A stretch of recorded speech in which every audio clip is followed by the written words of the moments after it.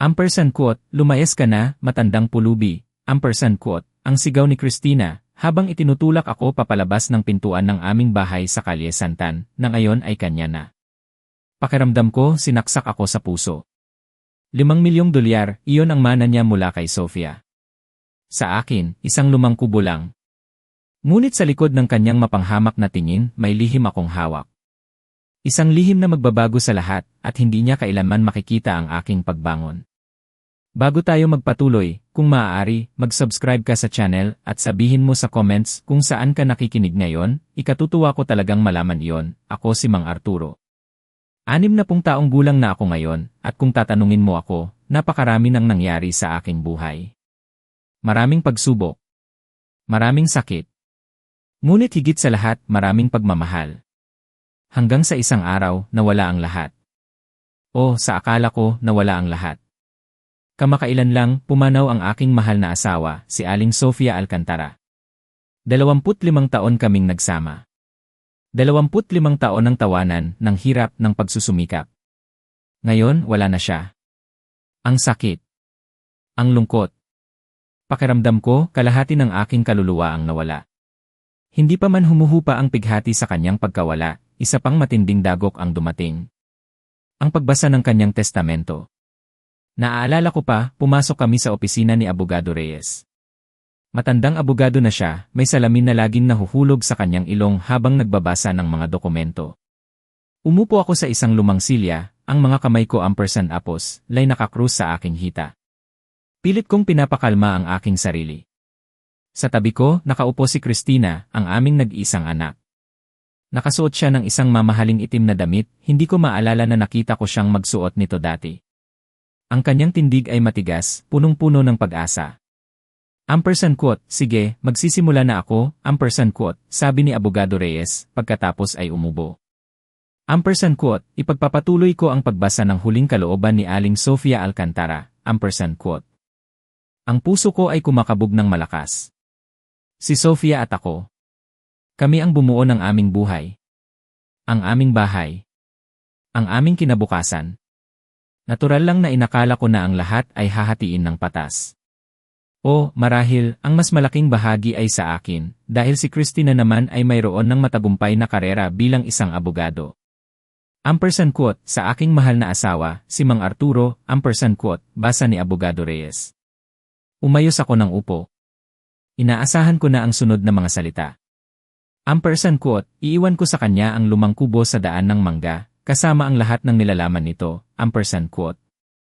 Napakunot ang noo ko. Ang kubo. Ang kubo na iyon ay isang lumang istruktura na minana ni Sofia sa kanyang ama, maraming taon na ang nakalipas. Hindi namin kailanman inasikaso iyon dahil napakaraming kailangan ayusin. Ampersand quote, sa aking minamahal na anak, si Christina, ampersand quote, patuloy ni Abogado Reyes, ampersand quote, iiwan ko ang aming bahay sa Kalye Santan, ang lahat ng bank accounts, investments, at ang kabuang halaga na $5 milyong, ampersand quote. Huminto ang mundo ko. $5 milyong. Ang bahay kung saan ako nanirahan ng 25 taon. Ang lahat ng aming binuo. Si Christina, nakuha niya ang lahat. At ako. Ako ay nakatanggap ng isang kubo na halos gumuho na. Ampersand quote, siguro may mali, ampersand quote, bulong ko. Ang boses ko ay halos hindi marinig. Lumingon sa akin si Christina, may ngiti na hindi umabot sa kanyang mga mata. Ampersand quote, walang mali, tatay. Alam ni inay ang kanyang ginagawa, ampersand quote. Tiningnan ako ni Abogado Reyes, may bahid ng awa sa kanyang mukha. Ampersand quote, malinaw ang mga tuntunin, Mang Arturo. Napaka-espesipiko ng iyong asawa tungkol sa kanyang mga kagustuhan, ampersand quote. Lumabas kami ng opisina ng tahimik. Ang sikat ng araw ng Abril ay tila napakaliwanag, halos malupit. Habang papauwi, hindi nagsalita si Christina.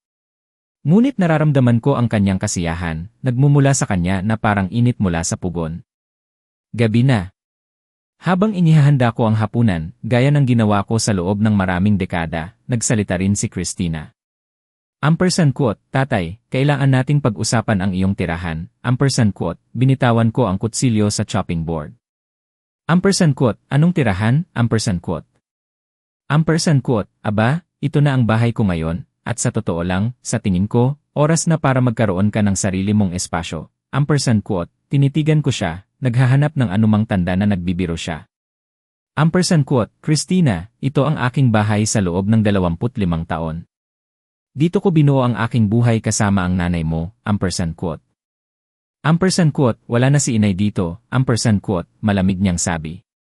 Ampersand quote, at akin na ang bahay na ito. Mayroon ka ng kubo, ampersand quote. Ampersand quote, walang kuryente ang kubo, Christina. Wala ring tubig. Ang bubong ay gumuho na, ampersand quote, nagkibit balikat siya na parang walang kwenta ang aking mga problema. Ampersand quote, kung gayon, kailangan mong ayusin yon, ampersand quote, hindi, tingnan mo, ayoko namang maging mahirap ito. Bibigyan kita ng 1 linggo para mag-impact ng iyong mga gamit, ampersand quote. Pakiramdam ko ay sinampal ako. 1 linggo. Ampersand quote, 1 linggo, ampersand quote, ulit niya. At idinagdag niya na may malamig na ngiti, ampersand quote, isipin mo ito bilang isang pagkakataon para sa kalayaan, tatay. Sabi mo lagi, gusto mo ng mas maraming oras para sa iyong sarili, ampersand quote. Ang mga sumunod na araw ay isang gulo ng pagkalito at sakit. Inimpake ko ang aking mga personal na gamit, ang mga larawan ng pamilya, ang mga damit na kasya sa 2 maleta. Binabantayan ako ni Christina na parang lawin, sinisiguro na hindi ko madadala ang anumang itinuturing niyang mahalaga. Ampersand quote, hindi sa'yo ampersand apos, yan, ampersand quote, sabi niya nang tangkain kong kunin ang set ng porselana na bigay ng nanay ni Sofia sa akin. Ampersand quote, kasama yan sa bahay. Bahagi na yan ng aking mana, ampersand quote. Ampersand quote, galing iyan sa nanay ni Sofia, Christina, ampersand quote, sabi ko, halos pabulong. Ampersand quote, kaya sa akin yan, ampersand quote, ngunit matigas ang kanyang mukha. Hindi ko na pinilit. Sa huling araw, habang isinasakay ko ang aking mga maleta sa aking lumang sasakyan, lumabas si Christina mula sa bahay. Nakasuot siya ng bagong designer dress at mga alahas na hindi ko nakilala. Ampersand quote, sana naintindihan mo na hindi ito personal, tatay, ampersand quote, sabi niya, ngunit ang tono niya ay nagsasaad ng kabaligtaran. Ampersand quote, malamang ay may dahilan si inay kung bakit niya ito ginawa, ampersand quote.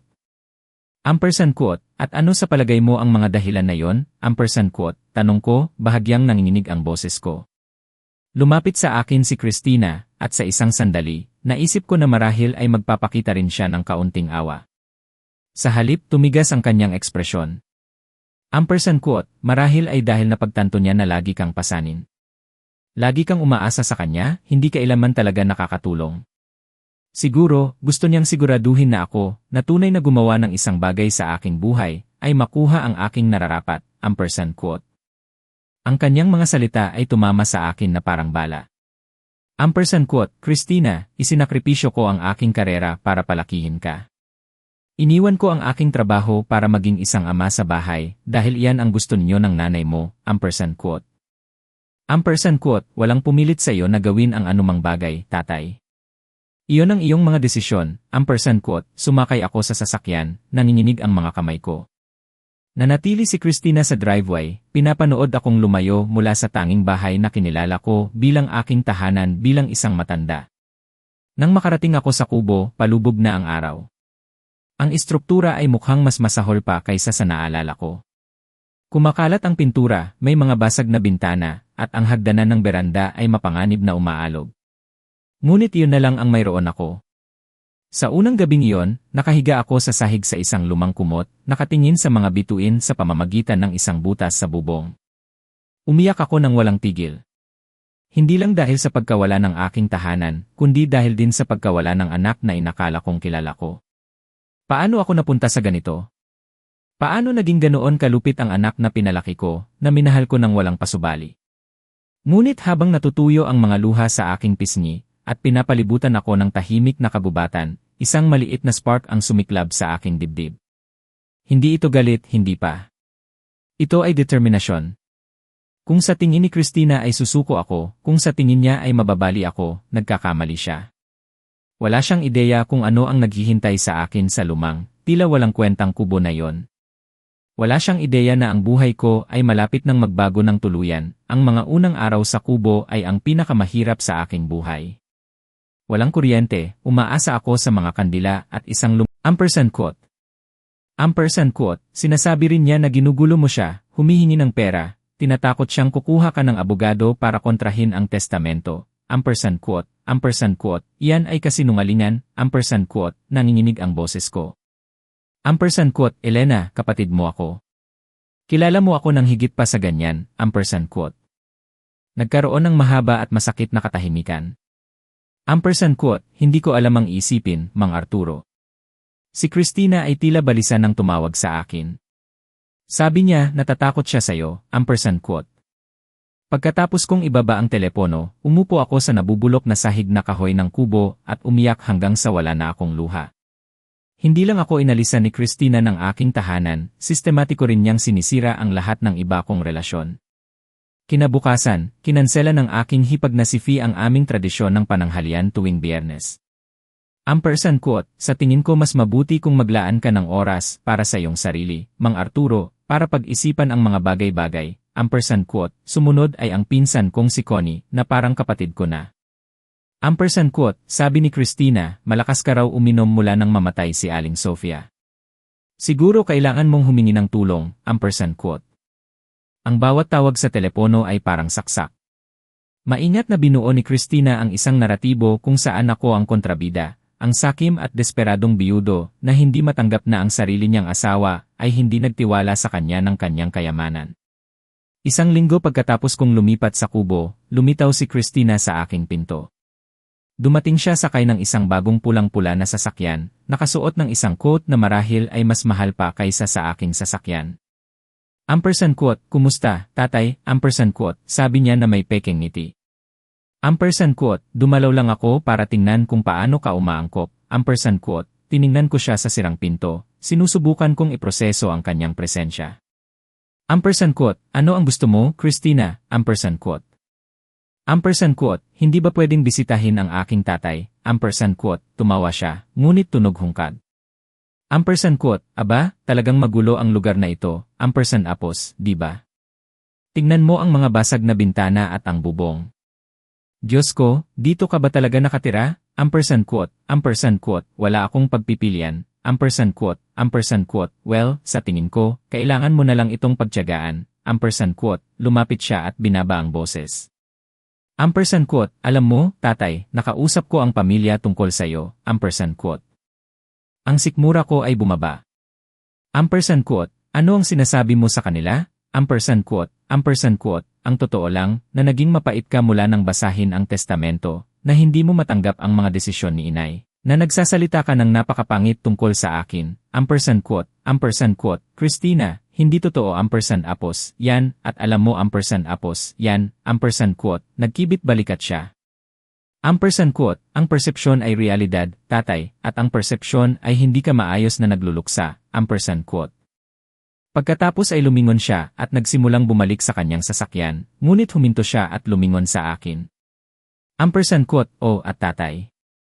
Binanggit ni Elena na baka subukan mong kontrahin ang testamento. Para lang alam mo, nakipagtulungan si inay sa pinakamahusay na abogado sa estado. Lahat ay legal na nakasarado ng mahigpit. Kung susubukan mo ang anumang bagay, mauubos mo lang ang kaunting pera na mayroon ka. Quote. Pagkaalis niya, matagal akong nakatayo sa sirang pinto, pinapanood ang kanyang sasakyan na mawala sa maruming daan. Ang realidad ng aking sitwasyon ay tumama sa akin na parang avalanche. Hindi lang ako nawala ng tahanan at pamilya, sistematikong sinira ni Christina ang aking reputasyon. Gabing iyon, habang sinusubukan kong ayusin ang isa sa mga basag na bintana gamit ang masking tape at karton, pinagmasdan ko ang nakaraang 25 taon.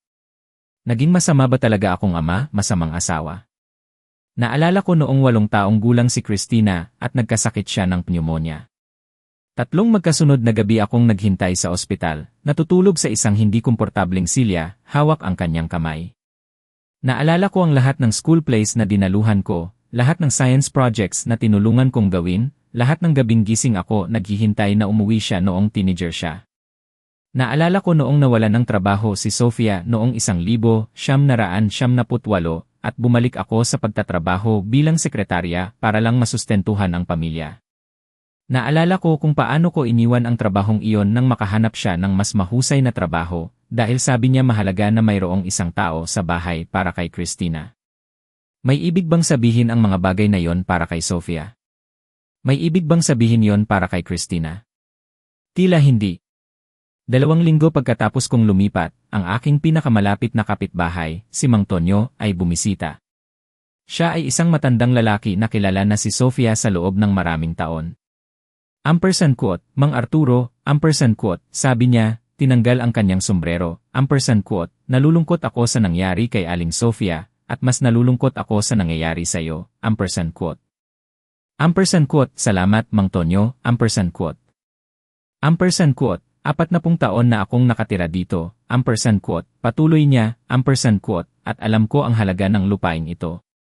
Ang asawa mo ay isang matalinong babae, napakatalino, _ hindi ko naintindihan kung ano ang ibig niyang sabihin sa oras na yon, ngunit ang kanyang mga salita ay nanatili sa aking isip. Kung mayroong nakikinig sa akin ngayon, mula sa malayo man o malapit.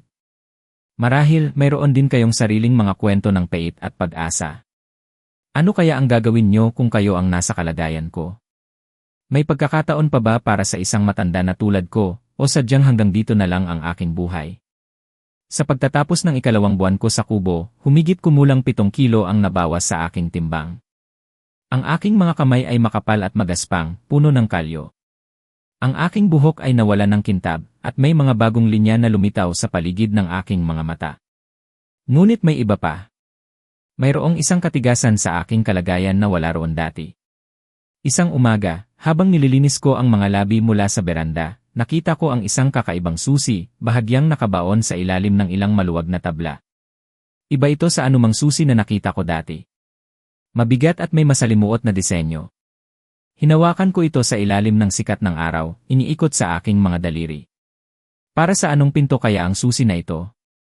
Sa isang kubo na inakala kong alam ko ang bawat sulok, mayroon akong nakita na ganap na bago. Gabing iyon, habang kumikislap ang mga kandila sa paligid ko at gumagala ang kagubatan sa labas, mas tiningnan ko ng mabuti ang susi. Mayroon itong maliliit na simbolo na hindi ko maintindihan, at may isang bagay na nagsasabi sa akin na hindi ito ordinaryong susi.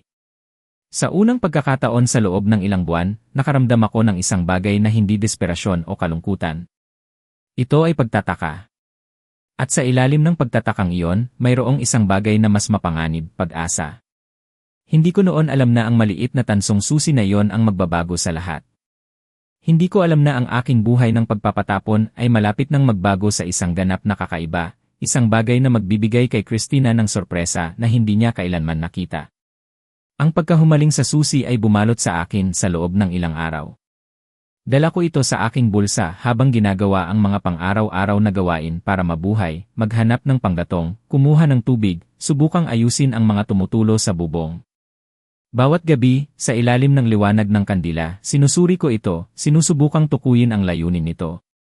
Ang mga nakaukit na simbolo ay tila pamilyar, ngunit hindi ko matukoy kung saan ko sila nakita dati. Maliliit sila, pinong-pino, na parang ginawa ng isang bihasang artesano. Ang susi mismo ay mabigat, gawa sa isang metal na hindi mukhang ordinaryong tanso.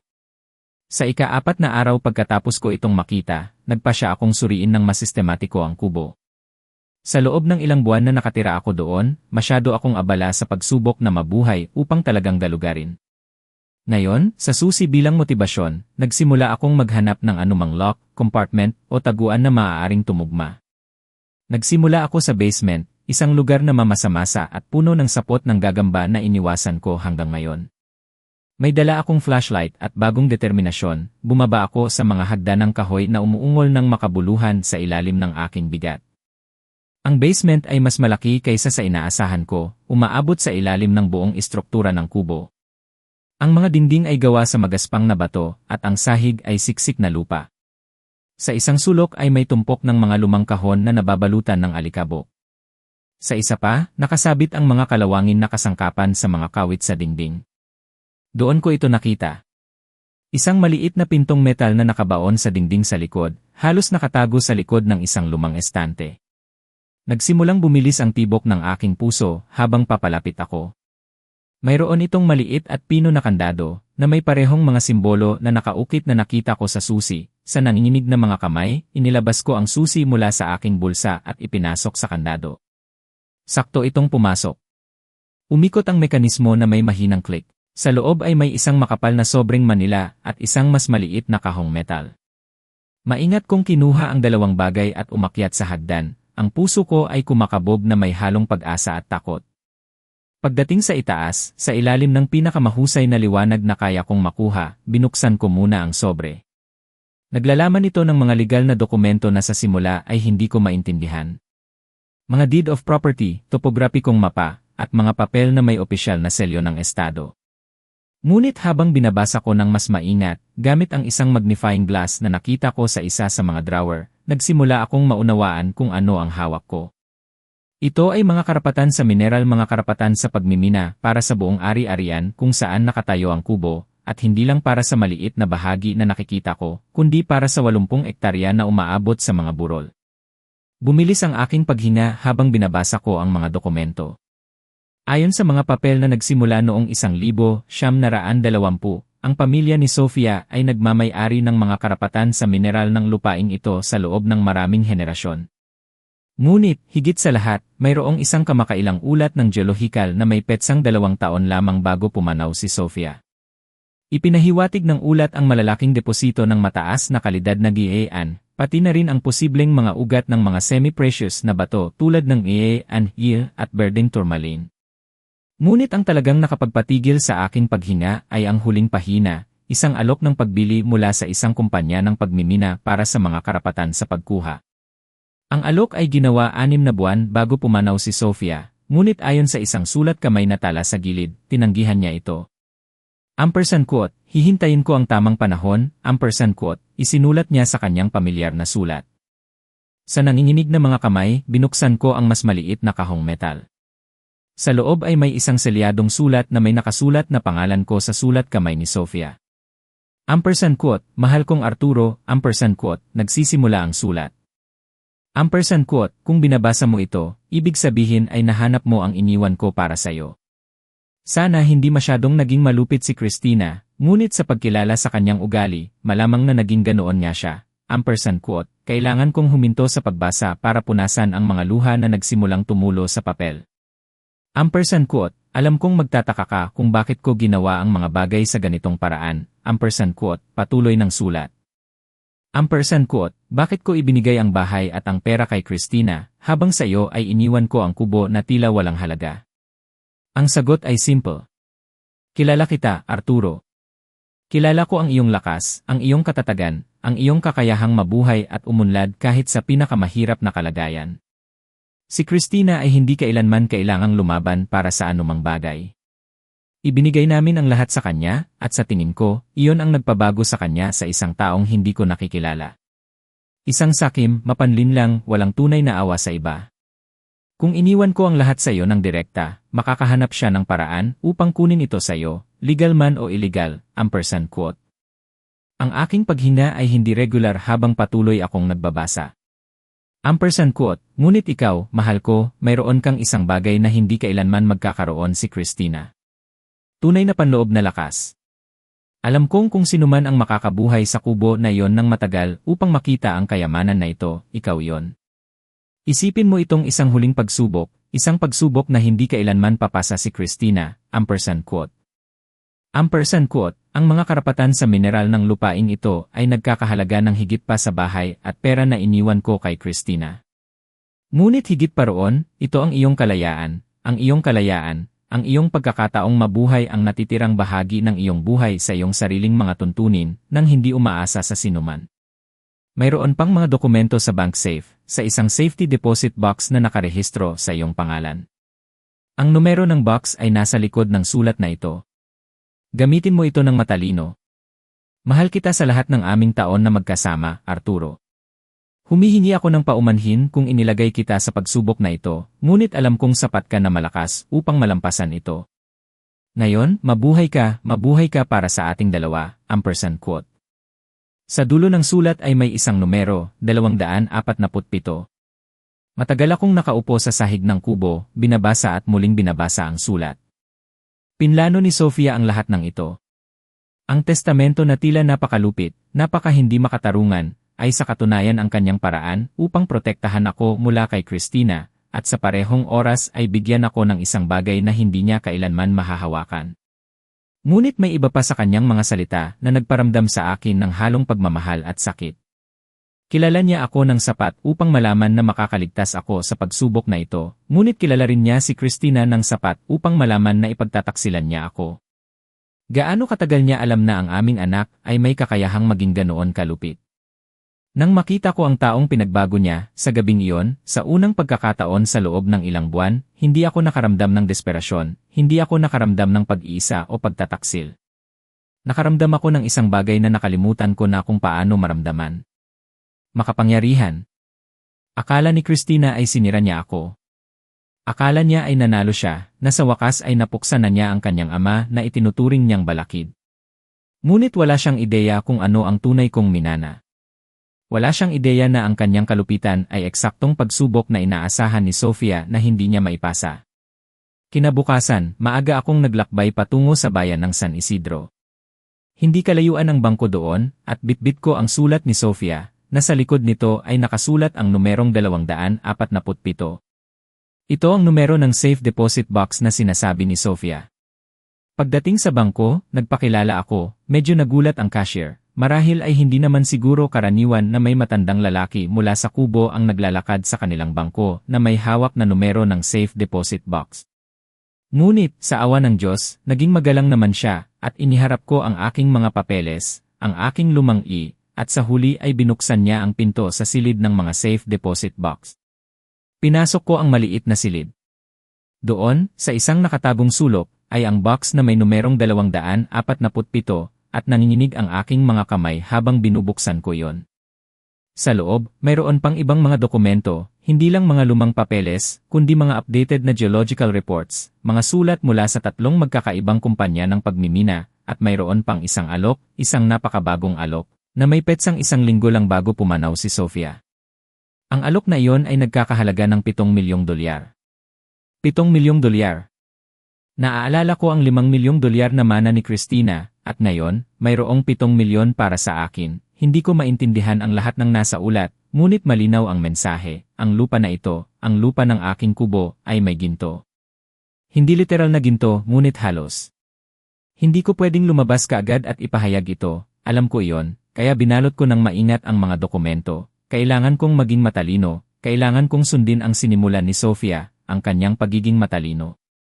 Sa sumunod na araw, nagpa siya akong maghanap ng abogado sa San Isidro. Hindi ko pwedeng gamitin si Abogado Reyes dahil alam kong konektado siya kay Christina, kaya nagtanong-tanong ako.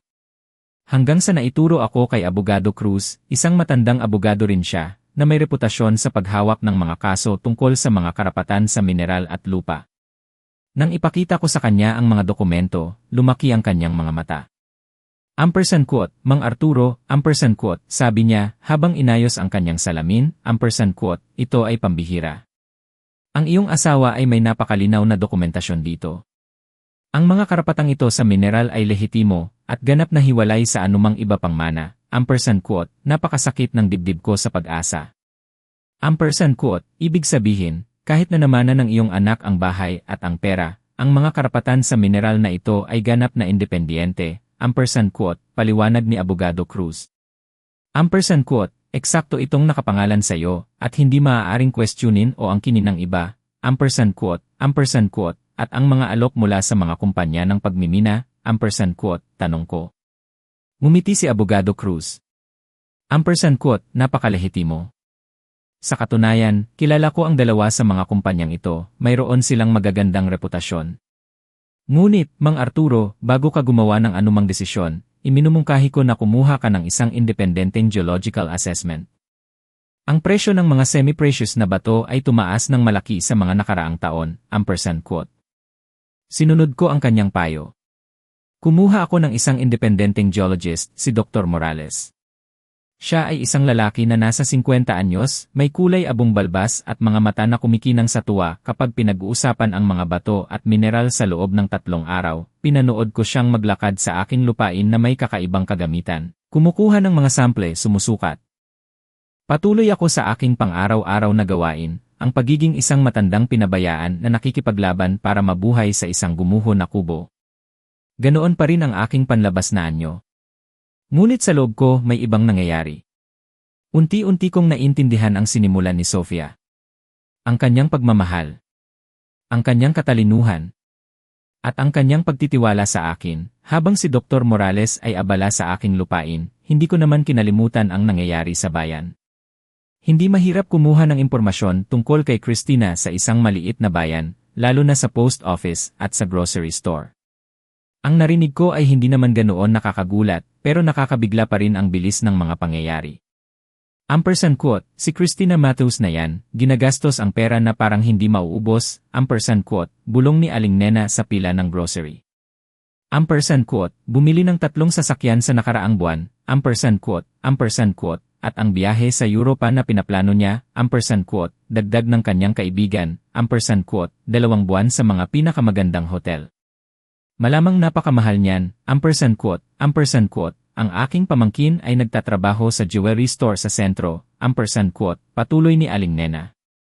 Ampersand quote, sabi niya, 4 na beses nang pumunta si Christina doon, bumibili ng mga kwintas at pulseras na mas mahal pa kaysa sa sweldo ko sa isang taon. Ampersand quote, nakinig ako sa mga usapang ito na may lumalaking pagtataka. Ginagawa ni Christina ang eksaktong hinulaan ni Sofia, nilulustay ang pera ng walang anumang pag-isip sa kinabukasan, walang pagpapahalaga sa halaga.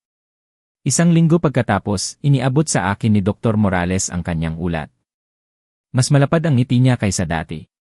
Ampersand quote, Mang Arturo, ampersand quote, sabi niya, ampersand quote, ang iyong ari-arian ay literal na isang kayamanan. Ang mga deposito ng Gihean ay malawak at mataas ang kalidad.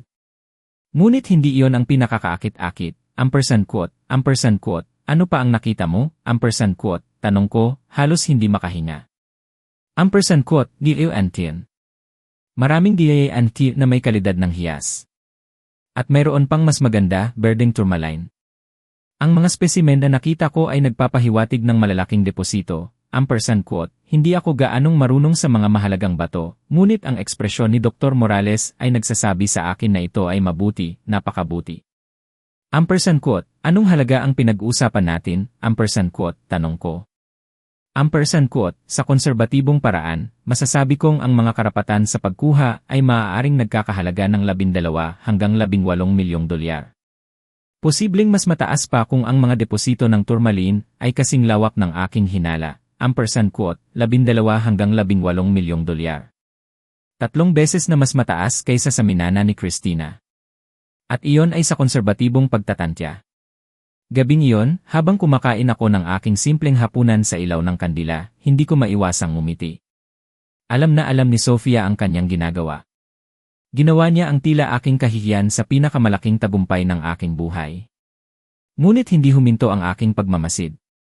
Nagsimula akong bigyan ng mas malapit na pansin ang mga aktibidad ni Christina, hindi mula sa paghihiganti, kundi mula sa isang estratehikong pag-usisa. Isang hapon, habang ako ay nasa bangko, gumagawa ng ilang maliliit na transaksyon, nakarinig ako ng isang napaka-interesanteng pag-uusap.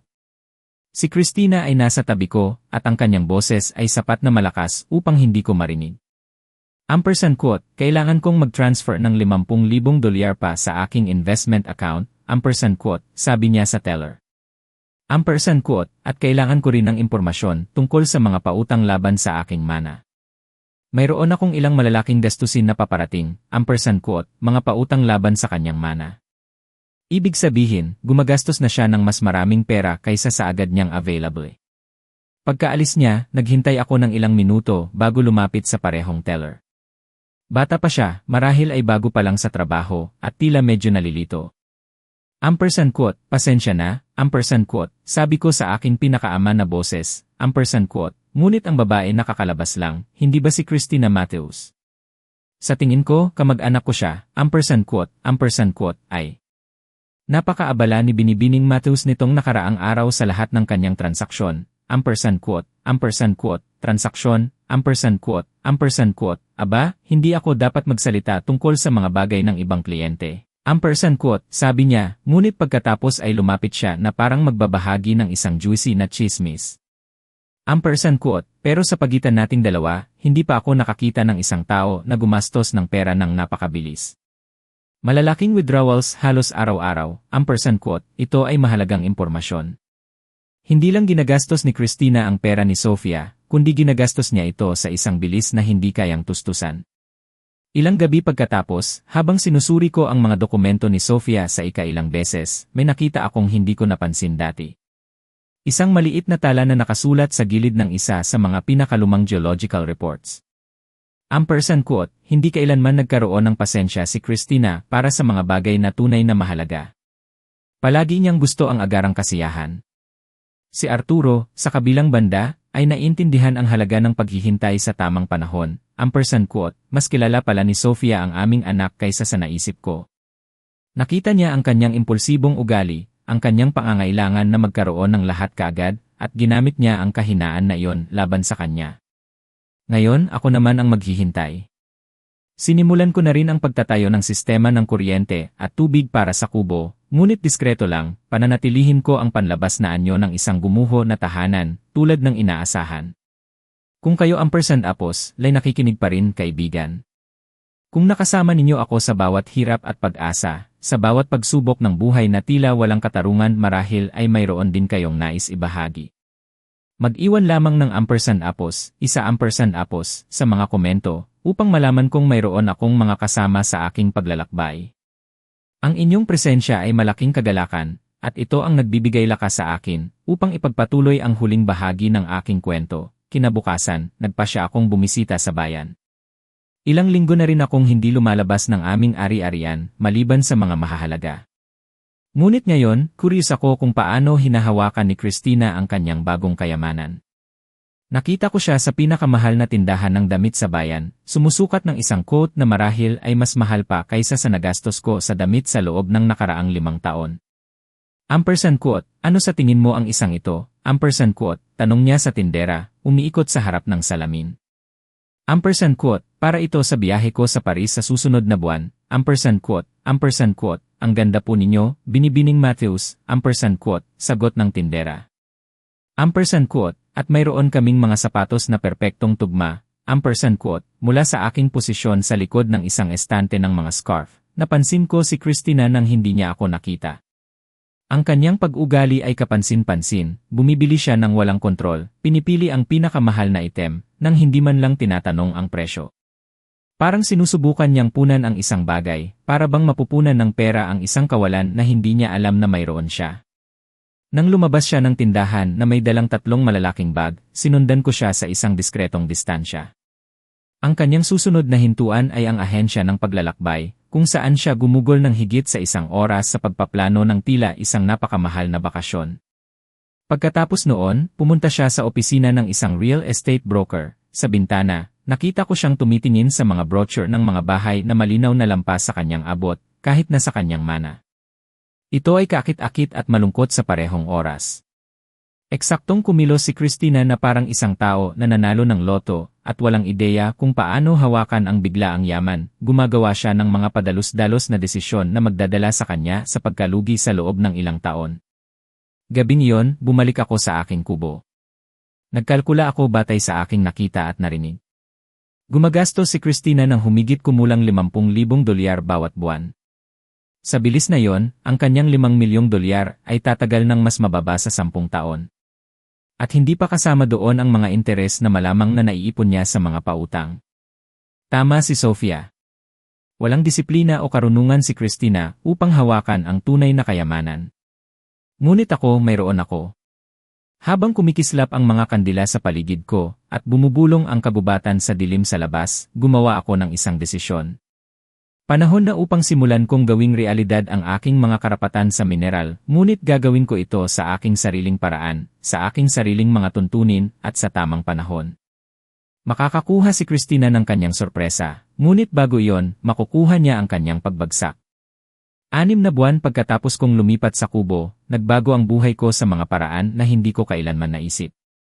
Ibinenta ko ang mga karapatan sa mineral sa pinakapagkakatiwalaang kumpanya ng pagmimina sa halagang $12 milyong, kasama ang mga royalties sa hinaharap, at naging isang milyonaryo ako. Ngunit pinananatili ko ang aking buhay na simple sa panlabas na anyo. Naninirahan pa rin ako sa kubo, bagama ampersand apos, mayroon na itong kuryente at tubig na inilagay ng diskreto. Sa labas, mukha pa rin itong gumuho, eksaktong gaya ng inaasahan ni Christina na makita, ngunit sa loob, gumawa ako ng mga banayad ngunit makabuluhang pagpapabuti para sa aking kaginhawaan. Samantala, pinanood ko ang predictable na pag-unlad ng buhay ni Christina. Ang aking mga source ng impormasyon sa bayan ay naging mas mapagkakatiwalaan habang ang mga tao ay nagsimulang makiramay sa akin, ang kawawang matandang lalaki na pinabayaan ng kanyang malupit na anak. Ang narinig ko ay eksaktong inaasahan ko, ngunit nakakagulat pa rin ang bilis ng pagbagsak ni Christina. Ampersand quote, ibinenta na niya ang 2 sa 3 sasakyan na binili niya, ampersand quote, sabi ni Aling Nena sa isa sa aming casual na pagkikita sa grocery store. Ampersand quote, at kinanselan niya ang biyahe sa Europa na pinaplano niya, ampersand quote, talaga, ampersand quote, tanong ko, kunwari nagulat. Ampersand quote, ang aking hipag ay nagtatrabaho sa bangko. Sabi niya, halos araw-araw pumupunta si Christina doon, sinusubukang kumuha ng mas maraming pautang. Lumalabas na may utang na siya ng higit sa $200,000, ampersand quote, $200,000 sa utang sa loob lamang ng 6 na buwan. Ang bilis ng pagkasira ng sarili ni Christina ay mas mabilis pa kaysa sa aking kalkulasyon. Ngunit ang talagang nakumpirma sa akin na gumuho ang kanyang mundo ay nang makita ko siya sa botika isang Martes ng hapon. Iba na ang hitsura niya, ang kanyang buhok, na laging perpektong inayos, ay magulo. Ang kanyang mga damit, bagama ampersand apos, mahal pa rin, ay gusot. Ngunit ang pinaka nakakapagsabi ay ang kanyang mga mata. Mayroon silang desperadong tingin ng isang tao na sa wakas ay napagtatanto ang mga kahihinatnan ng kanyang mga aksyon. Bumibili siya ng mga gamot para sa anxiety at pampatulog, nagsasalita ng mahina, ngunit nagmamadali sa parmasyutiko tungkol sa kung sasakupin ba ng kanyang insurance ang gastos. Gabing iyon, habang kumakain ako sa aking komportableng kubo, natanggap ko ang tawag na inaantay ko. Ampersand quote, tatay, ampersand quote, ang boses ni Christina ay maliit, mahina, sa paraan na hindi ko narinig mula ng bata pa siya. Ampersand quote, kumusta, Christina, ampersand quote, tatay, kailangan kong kausapin ka. Pwede ba? Pwede ba akong pumunta sa'yo, ampersand quote, tumingin ako sa bintana patungo sa dilim ng kagubatan, nakaramdam ng isang kakaibang kalmado. Ampersand quote, syempre. Kailan, ampersand quote, ngayon. Kailangan na, ampersand quote, sige, alam mo kung saan ako hahanapin, ampersand quote, 1 oras pagkatapos, narinig ko ang pamilyar na tunog ng kanyang sasakyan na papalapit sa maruming daan, ngunit nang lumabas ako sa beranda, nakita kong hindi na ito ang pulang-pula na sasakyan. Ito ay isang lumang sedan, marahil ay 10 taong gulang. Dahan-dahang lumabas si Christina ng sasakyan, na parang bawat galaw ay hirap na hirap siya. Nang lumapit siya sa ilaw ng beranda, nakita kong umiyak siya. Ampersand quote, tatay, ampersand quote, nagsimula siya, nanginginig ang boses. Ampersand quote, nakagawa ako ng mga kakilakilabot na pagkakamali, ampersand quote, hindi ako agad sumagot. Nandoon lang ako, pinapanood siya, inaalala ang lahat ng beses na lumapit siya sa akin na may problema noong mas bata pa siya, at kung paano nawala ang mga pagbisitang iyon nang siya ay nagpakasal at nagpasya na hindi na niya ako kailangan. Ampersand quote, gusto mo bang pumasok? Ampersand quote, tanong ko sa wakas. Tumango siya at inakay ko siya sa loob ng kubo. Naghanda ako ng tsaan na parang alam kong paparating ang pag-uusap na ito. Umupo si Christina sa silya na inilagay ko para sa mga bisita, tumitingin sa paligid na may mga mata na tila nakikita ang lugar sa unang pagkakataon. Ampersand quote, hindi naman pala ganoon kalala sa naisip ko, ampersand quote, bulong niya. Ampersand quote, nag-improve ka. Ampersand quote, ginawa ko ang aking makakaya. Ampersand quote, nanatili siyang tahimik ng matagal, pinipilipit ang kanyang mga kamay sa kanyang hita. Sa wakas, tumingin siya sa akin. Ampersand quote, tatay, nasa problema ako. Malaking problema, ampersand quote, anong uri ng problema, ampersand quote, pera. May utang ako. Mayroon akong malaking utang, higit pa sa kaya kong bayaran, ampersand quote, magkano, ampersand quote, $400,000, ampersand quote, ang kanyang boses ay halos pabulong. Ampersand quote, akala ko mas marami pa akong oras. Akala ko ang pera ni inay ay tatagal magpakailanman, ngunit gumawa ako ng mga hangal na investment. Bumili ako, gumastos ng hindi nag-isip, ampersand quote, tiningnan ko siya, ang babaeng ito na naging aking sanggol, ang aking maliit na anak, at nagbago sa isang taong halos hindi ko nakikilala. Ngunit ngayon, nakaupo sa aking simpleng kubo, nawala ng lahat ng kanyang dating pagmamataas, nakita ko ang isang bahid ng batang dati siya. Ampersand quote, at ano ang gusto mong gawin ko? Ampersand quote, tanong ko ng mahina. Ampersand quote, kailangan ko ang iyong tulong, tatay. Alam kong hindi ako karapat-dapat. Alam kong naging kakilakilabot ako sa iyo, ngunit ikaw lang ang pamilya na mayroon ako. Ampersand quote, nagsimulang tumulo ang mga luha sa kanyang pisngi, at sa isang sandali, lumambot ang puso ko. Ito ang aking anak sa huli. Ang bata na pinalaki ko, na minahal ko ng walang pasubali, gaano man karaming sakit ang ibinigay niya sa akin. Ampersand quote, Christina, ampersand quote, kalmado kong sabi, ampersand quote, 6 na buwan na ang nakalipas, sinabi mo sa akin na pumunta ako at tumira kasama ng mga baboy. Tinawag mo akong matandang pulubi, pinahiya mo ako sa harap ng iyong yumaong ina, at pinalayas mo ako sa tanging bahay na kinilala ko bilang tahanan, ampersand quote, alam ko, tatay, alam ko.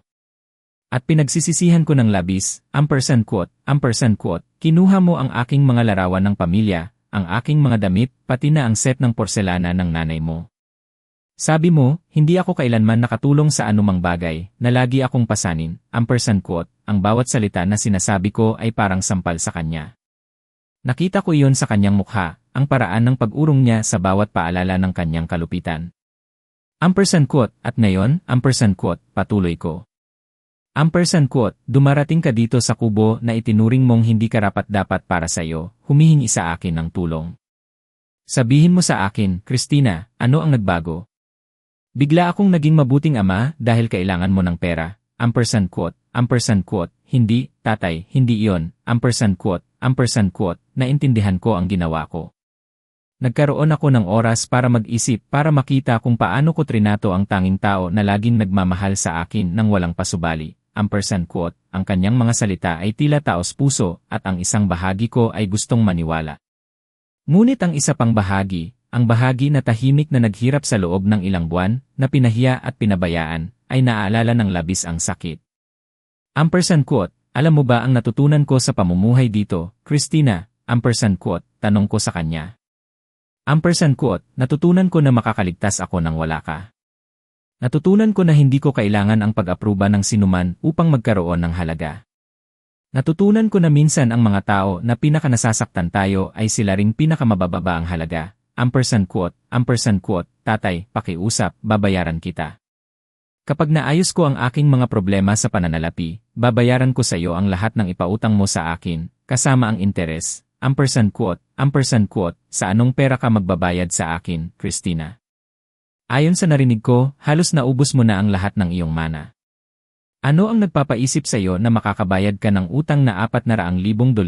Ampersand quote, nanatili siyang tahimik, dahil alam naming dalawa na wala siyang sagot. Tumayo ako at naglakad patungo sa bintana, nakatingin sa dilim. Sa loob ng ilang buwan, inilarawan ko ang sandaling ito. Nag-fantasize ako tungkol sa araw na si Christina ay babalik na nagmamakaawa, humihingi ng tulong. Sa aking mga pantasya, ako ay matigas, walang awa, binibigyan siya ng sarili niyang gamot. Ngunit ngayon na nandito siya, nakikita siyang tunay na sirang-sira at desperado, mas komplikado ang aking nararamdaman kaysa sa inaasahan ko. Ampersand quote, tatay, ampersand quote, ang kanyang boses ay nagmamakaawa. Ampersand quote, ngayon alam kong wala akong karapatang humingi ng anumang bagay sa iyo, ngunit kung hindi ko makukuha ang perang ito, mawawalan ako ng lahat. Ang bahay, ang aking law practice, lahat, ampersand quote, lumingon ako para tingnan siya. Ampersand quote, at bakit ko dapat isipin yon, Christina? Noong mayroon ka ng lahat at ako ay walang anuman, inisip mo ba ang aking kapakanan? Ampersand quote, hindi, ampersand quote, bulong niya, ampersand quote, at kinamumuhian ko ang sarili ko para doon, ampersand quote. Dumating ang sandali ng katotohanan. Ang sandali kung kailangan kong magpasya kung anong uri ng tao ang gusto kong maging. Maaari akong maging tulad ng naging si Christina sa akin, malupit, walang awa, walang habag. O, maaari akong maging ang taong nakita ni Sofia sa akin, malakas, ngunit may kakayahan din sa awa kapag nararapat. Ampersand quote, Christina, ampersand quote, sabi ko sa wakas, ampersand quote, gagawin kita ng isang alok. Ang boses ko ay matatag at malinaw. Ampersand quote, pautangin kita ng $500,000 upang bayaran ang iyong mga utang at bigyan ka ng maliit na espasyo para makapagsimula muli. Ampersand quote, tatay, mas marami pa yan kaysa sa inaasahan ko. Ampersand quote, itinaas ko ang isang kamay upang patahimikin siya. Ampersand quote, hindi pa ako tapos. Ang pautang ay may 5% interes bawat taon, babayaran sa loob ng 10 taon. Ampersand quote, mas mapagbigay pa yan kaysa sa anumang bangko. Ampersand quote, sabi niya, sabik na tumango. Ampersand quote, tinatanggap ko. Siyempre, tinatanggap ko, ampersand quote, ngunit mayroon pang iba pang mga kondisyon. Sa loob ng susunod na 5 taon, magtatrabaho ka para sa akin. Pupunta ka dito tuwing Sabado at tutulungan mo ako sa mga gawain sa pagpapanatili ng ari-arian, paglilinis, anuman ang kailangan ko. Nang walang reklamo, nang walang dahilan, ampersand quote, nakita kong bahagyang nagbago ang kanyang mukha, ngunit tumango siya.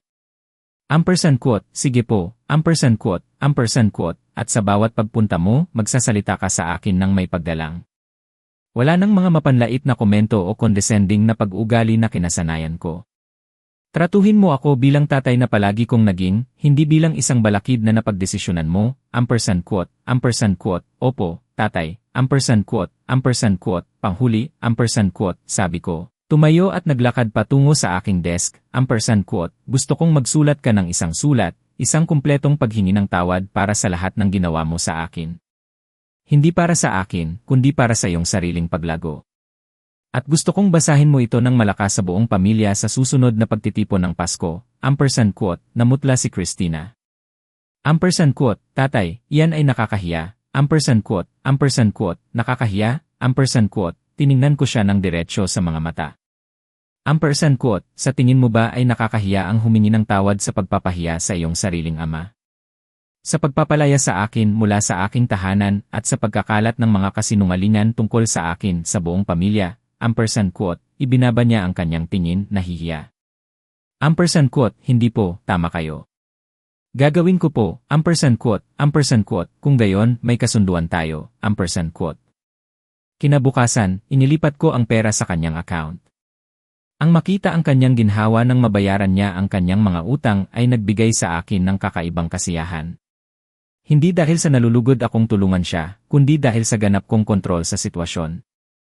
Sa unang Sabado na siya ay dumating upang magtrabaho, nakasuot siya ng maong at isang lumang t-shirt, isang bagay na hindi ko na siya nakitang isinusuot sa loob ng maraming taon. Nang wala ang kanyang mamahaling damit at mapagmataas na ugali, mas mukha siyang anak na naalala ko mula sa mga dekada na ang nakalipas. Ampersand quote, ano po ang kailangan kong gawin? Ampersand quote, tanong niya, ang kanyang tono ay magalang sa unang pagkakataon sa loob ng maraming taon. Ampersand quote, kailangan mong tumulong sa paglilinis ng likod na bodega. Inaayos ko ang ilang bagay, ampersand quote, nagtrabaho kami ng tahimik sa unang oras. Nakikita ko na nahihirapan siya sa manual labor, ang kanyang malalambot na kamay ay hindi sanay sa pisikal na trabaho, ngunit hindi siya nagreklamo. Ampersand quote, tatay, ampersand quote, sabi niya sa wakas habang inililipat namin ang ilang lumang kahon. Ampersand quote, pwede po ba akong magtanong ng isang bagay? Ampersand quote, syempre, ampersand quote, paano ninyo po nakuha ang perang ipinautang sa akin? Hindi ko po maintindihan kung paano kayo nakapag-ipon ng ganoon kalaki. Sa pagiging mahirap, ampersand quote, tinapos ko ang kanyang pangungusap. Ampersand quote, mahirap, ampersand quote, namula siya. Ampersand quote, hindi ko naman po ibig sabihin yon, ampersand quote, ngumiti ako, ngunit hindi ito malupit sa pagkakataong ito. Ampersand quote, Christina, maraming bagay tungkol sa akin na hindi mo kailanman nalaman. Maraming bagay na hindi mo kailanman sinubukang tanungin, ampersand quote. Hapong iyon, pagkaalis niya, umupo ako sa aking bagong ayos na beranda, umiinom ng tsaa, at pinagmamasdan ang kabubatan na ngayon ay alam kong naglalaman ng aking kayamanan. Bumubulong ang mga puno sa hangin, at sa unang pagkakataon sa loob ng mahabang panahon, nakaramdam ako ng ganap na kapayapaan. Ang mga sumunod na buwan ay nagtatag ng isang routine. Dumadating si Christina tuwing Sabado, nagtatrabaho ng walang reklamo, at unti-unti kaming nagsimulang magkaroon ng tunay na pag-uusap. Hindi ang mga mababaw na interaksyon ng mga nakaraang taon, kundi mga tapat na pag-uusap tungkol sa buhay, tungkol sa mga pagkakamali, tungkol sa kung ano ang tunay na mahalaga. Isang Sabado ng Taglagas, habang naglilinis kami ng mga tuyong dahon, ginulat niya ako ng isang direktang tanong. Quote, mapapatawad niyo po ba talaga ako, tatay? Quote, huminto ako, sumasandal sa aking rake. Quote, Christina, ang pagpapatawad ay hindi isang bagay na ibinibigay o pinipigilan ko na parang premyo. Ito ay isang bagay na nangyayari ng natural kapag nakikita ko ang tunay na pagbabago, quote, at nakita niyo po ba yon? Tunay na pagbabago, quote, tiningnan ko siya, ang babaeng ito na nasa 40 taong gulang, na muling natuklasan ang kapakumbabaan sa pinakamahirap na paraan. Quote, nakita ko na. Ngunit mas mahalaga, sa tingin ko, nakita mo na rin, quote, tumango siya, pinunasan ang isang luha.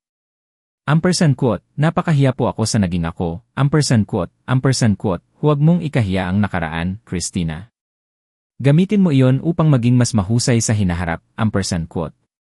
Dumating ang Pasko at kasama nito ang unang pagtitipon ng pamilya mula nang ako ay palayasin.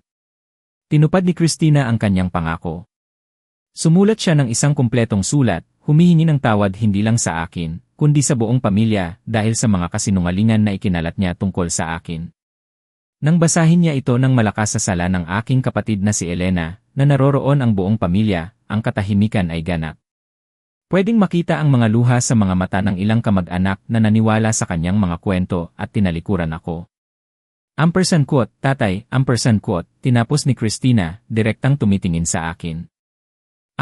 Quote, hindi ko po deserve ang inyong kapatawaran, ngunit umaasa ako na balang araw ay mapanalo ko ito. Quote, pagkatapos ng hapunan, lumapit sa akin si Elena, puno ang kanyang mga mata ng pagsisisi. Quote, Arturo, hindi ako makapaniwala na ganoon kami kadali maniwala. Dapat ay mas kilala ka namin, quote, naniniwala ang mga tao sa gusto nilang paniwalaan, quote, sagot ko lang. Quote, ngunit ang mahalaga ay alam na nila ngayon ang totoo, quote, noong tagsibol na yon, eksaktong 1 taon pagkatapos kong makita ang susi sa kubo, gumawa ako ng isang mahalagang desisyon. Panahon na upang ihayag ang aking tunay na sitwasyon, ngunit gagawin ko ito sa aking sariling paraan. Bumili ako ng isang magandang bahay sa mga burol na tanaw ang lambak kung saan ako lumaki. Hindi ito magarbong-garbo, ngunit ito ay elegante, komportable at ganap na akin. Nang dumating si Christina para sa kanyang karaniwang Sabado ng pagtatrabaho at nakita ang kubo na walang laman, na may isang tala na nagdidirekta sa kanya sa aking bagong tirahan, lubos siyang nagulat. Quote, tatay, quote, sabi niya nang makarating siya sa aking bagong bahay. Quote, ano po ang lahat ng ito? Quote, ito ang aking tahanan, quote, sagot ko lang.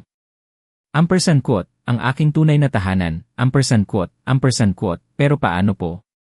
Ang perang ipinautang niyo po sa akin, ang inyong sitwasyon sa pananalapi, quote, umiti ako, inanyayahan siya sa maluwag na kusina kung saan ako naghanda ng tsa. Quote, Christina, naaalala mo ba ang kubo na inakala mong walang halaga? Well, lumabas na alam ng nanay mo ang isang bagay na hindi natin alam sa simula.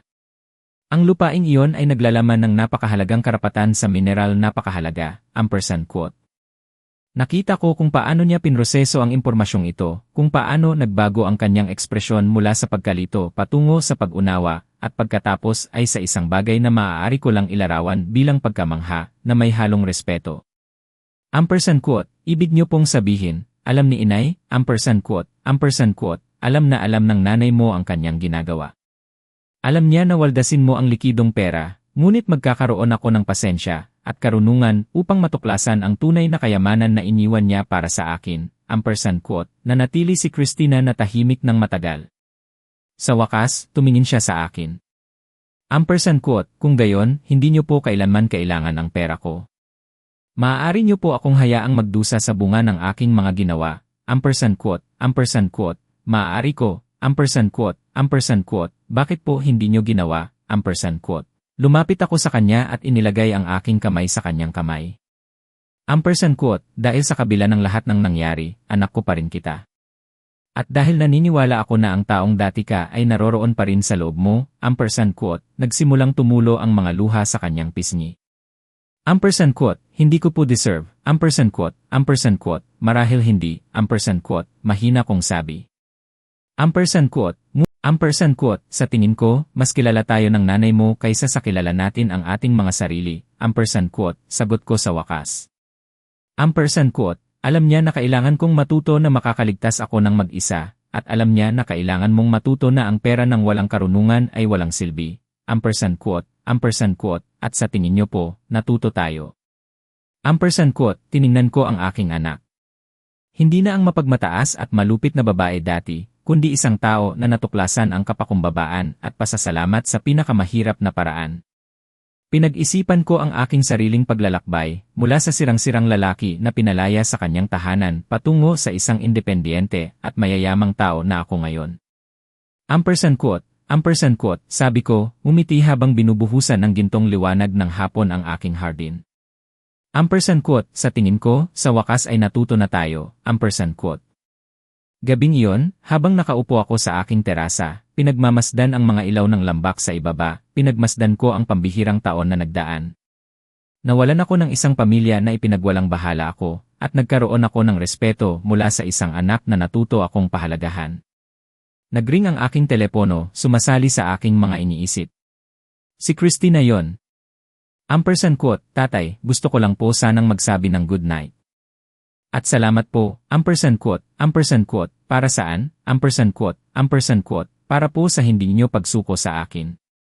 Para po sa nakita niyo sa akin na hindi ko po makita, quote, pagkatapos kong ibaba ang telepono, nanatili akong nakaupo sa katahimikan ng gabi.